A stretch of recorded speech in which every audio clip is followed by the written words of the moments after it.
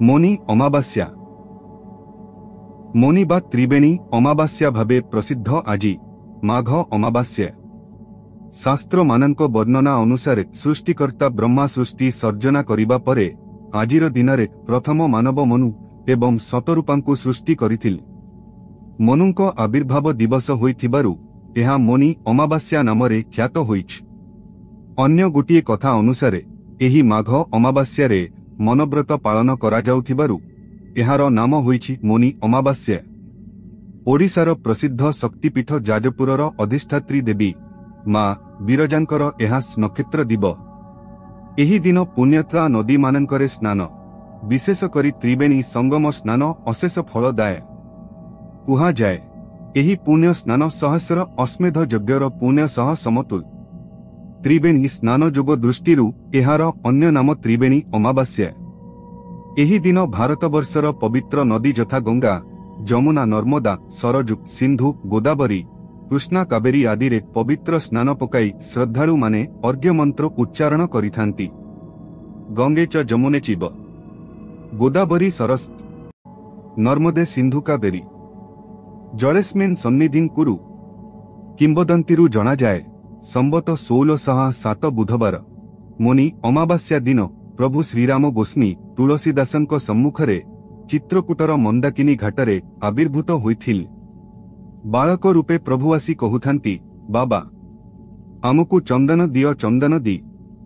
हनुमान पछरे रही एहा देखुथांती। एथर काले तुलसीदास प्रभुंकु चिन्हि पारिबे नाही भाबी से गोटिए सुआरूप धरी बोली देले, चित्रकूट के घाट पर भाई संतन की भीड़। तुलसीदास चंदन घिसे तिलक देत रघुबीर। प्रभु तुलसीदासंक ठारू चंदन टीका नेल। तांको ललाटरे चंदन बोली देई अंतर्ध्यान होई गल। प्रभुंक से धनुर्बाणधारी नील नभ घन अद्भुत छवि देखि तुलसीदास आत्महरा होई जाइथिल। पुण्य माघ मासर पवित्र त्रिवेणी अमावास्या दिन शास्त्रोक्त स्नान सारी मनव्रत अवलंबन पूर्वक भगवान विष्णुंकु ध्यान करी अन्न वस्त्र धन दान करिबार इधि रहिछ। एही दिन गोदान और भूमि दानर विशेष महत्व रहिछ। प्रयाग, उज्जयिनी एवं नासिक ठारे आयोजित कुंभ मेलारे एही दिन एक विशेष स्नान शाही स्नान अनुष्ठित होइथा। मोनी अमावास्या पालन पछरे एक सुंदर पौराणिक किंबदंती रहिछ। आगे बहुदिन पूर्वे कांचीपुरी रे देवस्मी बोली जने ब्राह्मण बास करुथिल। पत्नीको नाम तांकर धनवत। तांकर पुओ माने समस्ते विवाह करी सारिथिल।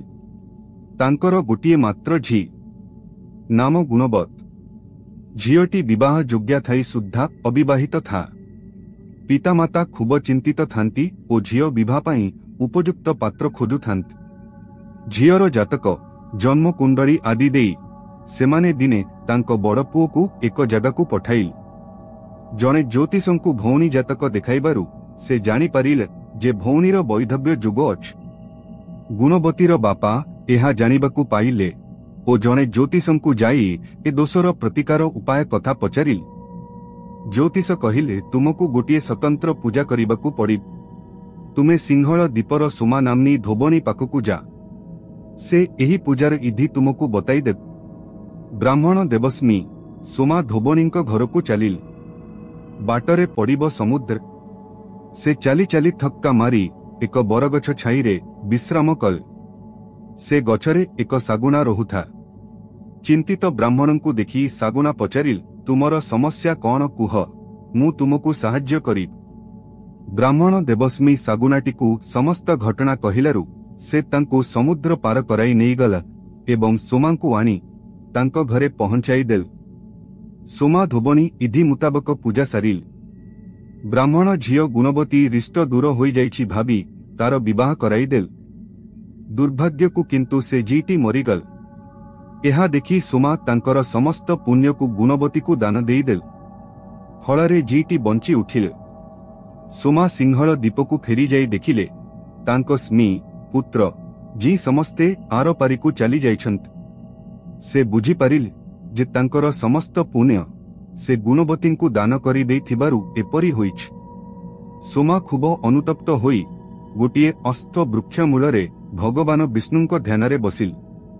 मन उपवास रही से अस्त वृक्ष को 108 थर परिक्रमा करिबारु तांकर स्मी पुत्र ओ जी समस्ते जीवित होई उठिल। सेही दिन थिला माघ अमावास्या। सोमा मन व्रत करी भगवान विष्णुंक कृपारु निज मृत स्मी पुत्र ओ जी को फेरी पाइथिबारु सेबेठू एही अमावास्या मोनी अमावास्या बोली ख्यात होइछ। ओ नमः नारायणाय। अर्जुनी चरण बेहेरा।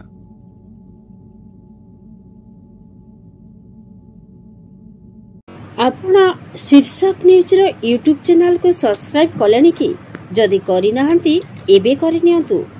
एहा सह शीर्षक न्यूज रो फेसबुक पेज को और ट्विटर को लाइक और फॉलो करंतु। जय जगन्नाथ।